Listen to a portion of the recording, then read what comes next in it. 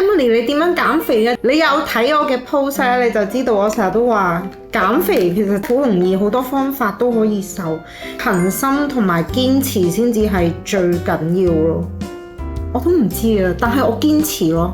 你哋睇我嗰個story， 每一日食啲沙律都會走醬，即係茶餐廳咧我都會食嘅，即係我都好自由咁樣食咯。但係可能佢嗰啲多士如果有牛油嘅話，我真係唔會俾自己成塊食晒，我就將佢減一半。健康嘅嘢咧我就照食。咁呢個咧就係我喺飲食上邊，我都係遵循翻自己一啲健康嘅飲食習慣咯。我希望呢一個可以解答翻粉絲你哋嘅問題啦。就係一個護膚心得。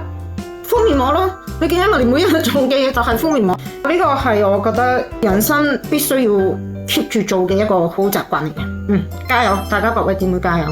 俾你知道我啲同學會唔會拎嚟做一個指引嘅入貨準則啊？其實我自己係偏向一啲中意科學呢一樣嘢，我係相信最值得投資咯。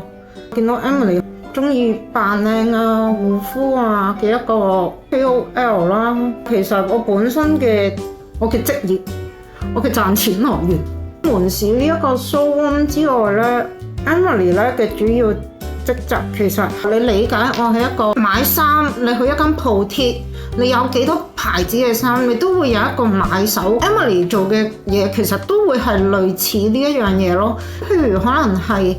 唔單止係 B to B 啦，即係我仲會 B to C 啦，所以其實我兩條水都食晒嘅。冇錯，多謝大家供養我同我仔啊！咁呢個就係一個 Emily 少少嘅工作性質啦。咁呢個就係我今日嘅 me time。另外要多謝嘅就係客人啦，多謝你嘅靚靚愛心茶，好多桂圓啊、杞子嗰啲喺裏邊啊，我見到。多謝你！2026年第2個影片啊，點可以唔花？